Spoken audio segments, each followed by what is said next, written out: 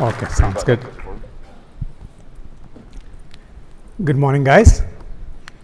Okay, just give me 1 minute. I'll set my timer so that I don't run over. Okay. So today, I want to talk about what did we do at PayPal to achieve our automation goals. Before that, a quick rundown of my responsibilities. Currently, I take care of PayPal compute, storage, network, all automation for all the infrastructure. But I started off with network automation, so that's where I belong. So this talk is going to be mostly about the frameworks we built, and we achieved a lot for the network, and then we expanded to other areas. Give me 1 minute. Okay, this is the agenda. We'll be talking about our infrastructure overview, and then different domains, different needs, and all the challenges and opportunities, all the good stuff, and how we solve these problems that we are running into. Right? So this is the customary slide. So PayPal is definitely a digital payment leader. The last time we made this slide, we have 430 million active accounts. I'm sure that's a lot more than that now. And we serve in 200 plus markets. And we have 30,000 employees. Why do these numbers matter, right? It gives a perspective on the scale. So if you look at 30,000 people, the corporate network itself is huge. Talking about the active accounts and other markets, definitely we need to have global presence. Any enterprise with large footprint has to have sophisticated infrastructure. So this is what our infrastructure looks like. Before I jump into this, right, let me give you a brief snippet about what do we do, right? PayPal is hybrid, multi-cloud, and multi-business unit. And as if there's not enough challenges, it's multi-vendor at every layer. Let me explain what that means, right? Hybrid multi-cloud, that's simple. We have our own on-prem data centers, huge ones. And then we are operating in all public clouds as well. But the multi-BU is, most people think PayPal is PayPal.com. But PayPal owns Venmo, Braintree, Zoom, Zettel, Hyperwallet, and there's so many other business units. A lot of these business units share the same infrastructure as PayPal at some extent, not every layer, but to most extent. So that's going to be another challenge for us when we solve these problems. So to reach all our global markets, we have global CDN. We don't manage our own CDN. We take advantage of vendor CDN here. And then when the CDN, at the CDN layer, we have dual vendor strategy there. Once the CDNs hand off the traffic to us at these POP locations, from there we run our backbone networks. So at backbone layer, we use public cloud as well as our own backbone network. Just like we are like an ISP here. And on the compute side, like I said, most of the compute is on-prem, but for surge expansion, we use public cloud. PayPal Core uses GCP, and there are other business units that use Azure and AWS. These are the things, right? And last but not least, the network, especially on-prem.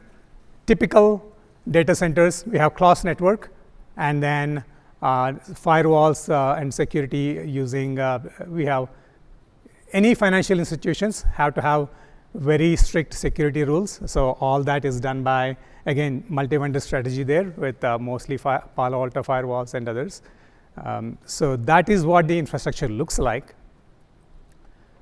When you have a huge infrastructure like this, all these domains need to move at the same speed. Let me show you what that mean here, right? So as you can see, all these components, if I just go automate one area and the others are not as automated as, let's say, a CDN network, right? PayPal cannot be as reliable as we wanted it to be. So our goal is to always bring automation at every layer. But like, as you know, automation always an afterthought in many places. Luckily, we are a little better off. But let me talk to you about what are the things that we do at each layer. If you look at CDNs, we receive customer traffic across the globe from different CDN vendors.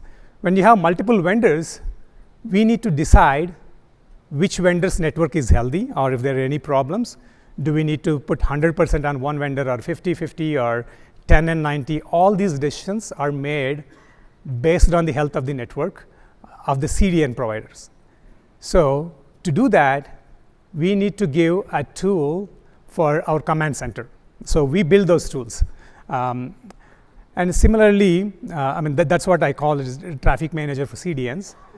And once that is done, the applications that we have, they always want less latency. The latency that they're always happy is 0 seconds. I know light can travel faster that way. So we still have to push as much latency out of our network as possible. So what we did is we took some compute from CDNs and push our workloads there. To do the lifecycle management of all these workloads, we build automation. Again, the CDN level automation may be a little different than the data center network. Similarly here, PayPal is always under attack. I know most of you guys know DDoS is happening every day, not just only when it's in the news. So we need to have a lot of DDoS protection and everything at CDN layer. Going into the global backbone, like I said, we are just like another service provider. We have lease lines, our own beefy routers and dark fiber. We also use a public cloud backbone. So you need a lot of automation there when you actually take traffic out on a particular POP, because let's say you detect some problems in that POP, you want to take it out. And you detect some rogue IPs. How do you block them at your POP layers? All that automation we have done here. And when it comes to public cloud, this is another huge beast. I understand GCP, AWS, and all these guys offer a lot of features, but all our applications, they don't even know that they're running on the public cloud. So we build the abstraction such a way that they really don't care. Of course, there are places where you call a specific public cloud service, but to achieve that, we need to build a lot of automation, including security, inventory, and all these things. And coming again, last but not least, the network is typical rack onboarding, ZTP, and then security zone changes for VLANs and all those things, and firewall rule automation, because we always want to give the developers the power to get the firewalls open as quickly as possible without sacrificing the security. So when you have these many challenges to solve, obviously it's not easy, right? So this next slide is what I want to talk about. What are the other things that we are encounter when you start a journey like this, right? Most of the times, you always want to solve big problems. People have huge ideas. But the biggest problem all we have is budgets. Raise your hands if anybody has unlimited budget for automation, right? I'm sure zero hands would be raised. Every time we go, management, I mean, everybody talks dream big, aim high, but start with small budget, right? So how do we build services that cater to these many areas with small teams and small budgets, right? That's what is the purpose of this talk. And the other thing is, again, anytime we want to do something, it's not that I can wait for 6 months or 1 year, right? All the problems we are trying to solve, they were needed yesterday. There is no solution that people can wait for long enough for this. Let me go to the next slide. So when you build, when we build services, first of all, the word automation means different things to different people. Like Dinesh was mentioning yesterday, there is no standard definition. If there is let's say a network engineer that logs into a router, makes some config change, files the respective change tickets and everything, verifies and says that my network is good and logs off and closes the ticket, that's great. That's manual, right? Let's say if this whole thing takes 2-3 hours, you can write a Python script. I use netmiko or paramiko and then do all these things that the network engineer does and close the service now ticket, whatnot, all through automation. And then reduce the time from 2 hours to let's say 20 minutes. That is definitely automation, but we still have network engineer in the middle. The way we approached is, we want to eliminate our network engineers doing these mundane tasks. The goal is to give them time so that they can focus on non-trivial things. So when you do a service, our goal was to make everything self-service. So when you make it as a self-serve capability, right, there are a lot of things that comes with it. If there is a script, I can log in, run it whenever I want, I'm done, go away, right? But if you build a service that people can come to you and they can do at any time of the day, you need to have a lot of requirements that business applications have. It needs to be 100% available all the times, not 100%, 99.9 or 4 nines or 3 nines, right? And also the security, all these requirements, the same level of application requirements will translate into your infrastructure. So what this is again PayPal example. We give a user interface, just a React-based UI for the people. So there is a lot of work that needs to be done for every single service. You need to develop the UI so that people come in and click, right? You need to have authentication and authorization. Whatever is the SSO, right? We need to do that. Everything you need to maintain a database of for source of truth. You need to have the code that you're writing has to have database interaction and everything. And you need to have service account management for exposing your APIs or consuming APIs. Right? We need to have, we use ServiceNow, but some ticketing mechanism to keep track of things. And Dockerizing an application and deploying all these things, certs and whips and all these things. And these are all a lot of responsibilities for a single service. In our experience, when we measured this, it was taking 150% days for getting all these peripheral things done. That's a lot of time, right? So we don't want to be in a place where a service takes 150 days plus the business logic. Let's say if you want to manage the firewalls, this 150 days and then interacting with a panorama or something else to open up firewall, that's another, let's say, 2-3 weeks. So that's going to be a lot of time. So what we did is, this is what we did. We wanted to generate applications by writing some code that produces the code, right? So that is our goal. So I always believe in having a data model serving as a starting point for anything. Let's say, I'll give you an example. If you want to have an IP subnet reservation system, right? Let's say you want to expose that as a system for your developers. You want to capture all the attributes of what a subnet requires. Let's say a security zone, which team wants it, and how long you want it, whatnot, right? So you start this with a model. In our process, what we do is we define this model in a JSON, right? That JSON says that, hey, this is the object, these are the attributes, and you will give whether it's read, write, and all those things. I'll show you some of the examples later.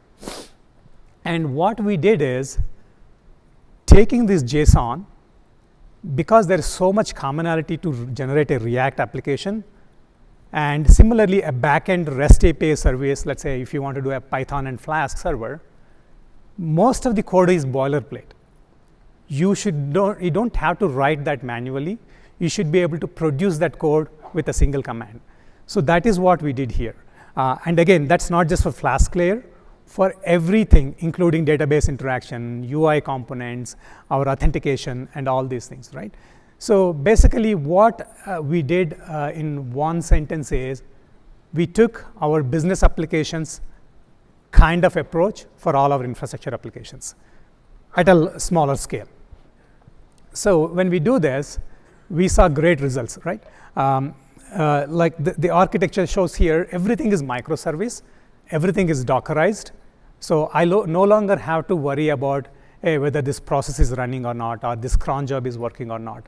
I have a GKE cluster running in cloud and another on-prem cluster that's running these services. So you always have these services available. So you brought the application-like availability to the infrastructure services. So let me walk you through a small example. In the next example that I'm going to show you, this is a training application. All the developers and anybody that want to do automation in my team goes through. It's simple. You have a to-do task, right? You have projects, you have tasks that you want to create. That's just a sample example for people. When we want to generate this, this is our benchmark. The user doesn't have to, or the developer doesn't have to write a single line of code. If I can produce everything for that is working and deployed, available in our infrastructure, and they can add business logic any day. So that's what this is. So yeah, the first step is we have a service definitions. That's where we go, and we'll just say that in this case, I'm making a directory called task list, and then we'll go and create a model that I said, the JSON. If you see there, again, you'll see it in the UI that has all the project attributes and whatnot. And then you check that file in. Other than writing this JSON, there is 0 lines of code written. So now it's checked in. Now I go, and then we use Jenkins. We just build. The build has all the tooling it requires. It produces the app. So this is how the app looks like. So once you log in, again, these are test icons, but you'll see that, hey, that is my UI. All this is generated code. None of this is handwritten, right? So now you can add a task.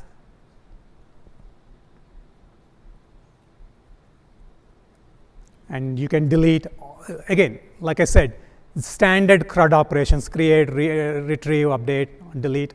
All these things are, you have common logic that you can follow. There is no reason that people have to write this code for every single service.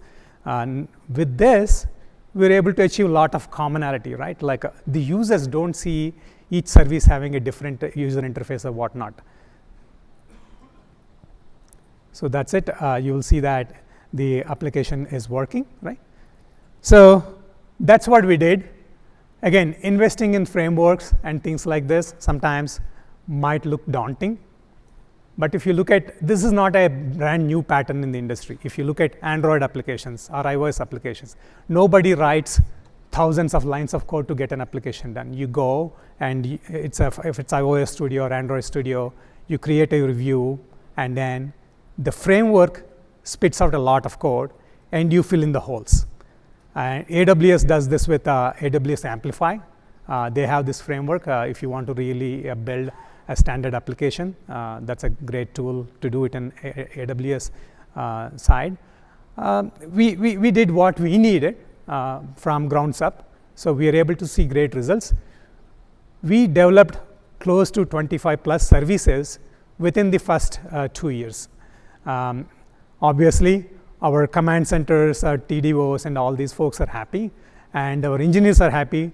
Most importantly, our developers are happy. They don't crib saying that I need to rinse and repeat the same thing over and over again, right? So that's where we are, and most of our network has very less manual interventions right now. Everything is self-service, and because we are able to do this for network, we're able to expand it to other domains within our responsibilities, right? CDNs and everywhere. So again, that's the talk. Our experience is, once you invest in some framework like this, it doesn't have to be your own. You can beg, borrow, whatnot, right? And try to reduce the amount of work you need to do for your developers, so that they can produce more services quickly. That is how we can show the value for the business and I guarantee that nobody is going to invest in the automation as much as they will do in the business logic, right? Your business applications, they always generate revenue, so there is a different scale for that, different lens for measuring that versus infrastructure applications. So with that, I'll stop here for any questions. Yep, that's all.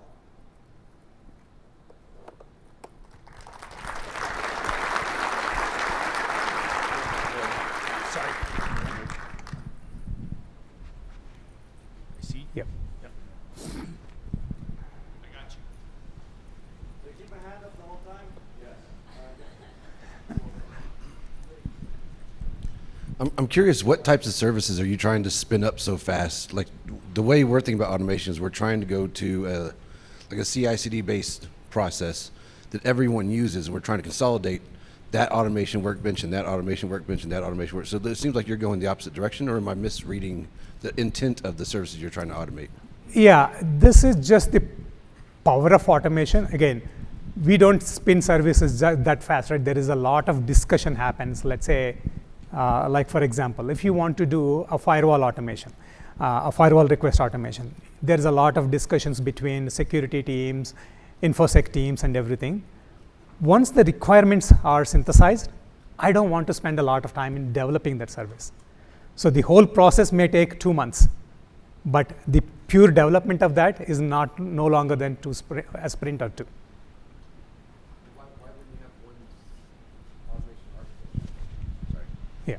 But why wouldn't you have one automation architecture that can support firewall and support network and support, all these things like that? That's what we're trying to move towards, as opposed to what. Not these applications that are generated, they're almost like skeleton applications. That is bare bone application. People write their own logic on top of it. It's just like a class hierarchy, right?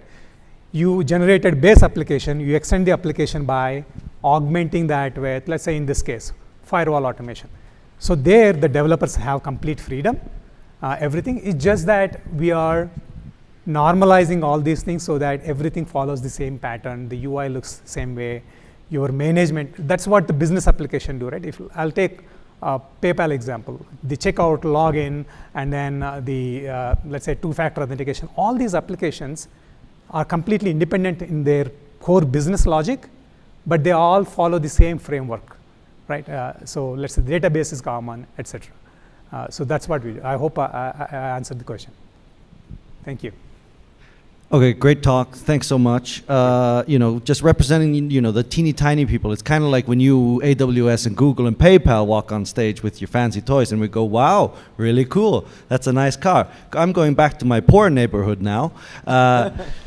Just wondering, what's the makeup of your teams? Like how many people directly report to you? What's the makeup of the teams? Are they primarily responsible for network automation? Tell me more about, your internal structure. Yeah, I mean, we started off with really small team, like we were 6 developers. Slowly the team grew up. Now we are close to 30, but majority of this is done when we are very small team. Thankfully, we had less meetings, so we got more work done. Now we are a bigger team, but definitely the roots of it is in a small set of developers doing all this. That's perfect. Now, just what do you mean by developers? Because what are your favorite people on the team, and what's their background? So, okay, let me tell you my background. Yeah. I'm pure software developer. I never configured a switch in production, but I'm familiar with networking. I wrote routing protocols from scratch, so I know the networking, but I never configured switch. Most of my developers are pure programmers. Some people say that programmers don't know anything about networking. That is true as well. But that is the background. But they have networking knowledge. Some of these people built routers at Arista. Some of these people work for Cisco's, right? So, but they're software developers. Thank you. Thank you. Hey, I really like your talk, and I really think the code generation is pretty good, especially in order to scale up. So my question is, how do you guys manage those 25 applications after, let's say, you want to upgrade a dependency? How do you guys do that in a scale? And then, sorry, could you repeat that, please? So how do you guys manage those applications that's being generated? Let's say if you have a like code dependency needs to be upgraded, and then how do you guys do that in a scalable manner? Yeah, again, once you Dockerize, these applications are just like whatever the standard business applications, right? Let's say if I want to upgrade one application, we have a CI/CD pipeline using Argo CD. People generate a newer version of that application. This is a common framework, but everybody has freedom. You can just go and then in the CI/CD pipeline, I can say that my firewall as a service runs this version. You update the tag. We'll go pull that Docker instance and then spin it up in the cluster. And then do you guys update the templates over time? And then do you like do backward upgrading? Yeah, the typical Kubernetes deployment, YAML files and all these things, that's what these applications have. But the code, some of these are in Python, some of these are in Golang. There is no standard templating there except for the common things that we do. Okay, got it. Thank you. Thank you. Thank you very much for the talk. I get all the microservice front-end, micro front-end stuff. I'm wondering if you're talking to the device, what kind of APIs are you using, and are you auto-generating your code as well? Yeah, two things, right? We always ask the vendors to give their APIs for us. That's easy for me rather than logging into a device and everything. So all these services were consuming APIs wherever it's possible. And we also expose APIs so that, let's say, for instance, there is Kubernetes team. When they want to spin up a new cluster, they need IP address to be reserved for them. So they call our APIs. So it became like we are almost like a cloud within our clouds. So APIs everywhere, northbound, southbound. Yeah, I see recently you've been looking for some GPU experience on your team. Can you speak to maybe the promise of artificial intelligence and where you're looking at incorporating that into this workflow? Again, sorry, I couldn't hear it clearly. Can you repeat that? The question is, where are you going to, you're looking for engineers currently with GPU experience.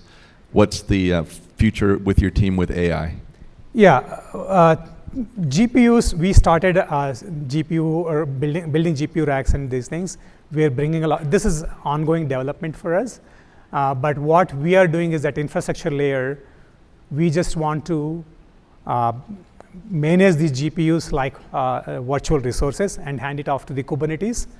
Thankfully, in the Kubernetes world, once you label them properly, applications can consume it. So we are doing a lot of work in this area, but we are trying to interact at the Kubernetes layer rather than a Slurm or other things, right? So our job is slightly easier, but there is a lot of work there. It's just beginning for us.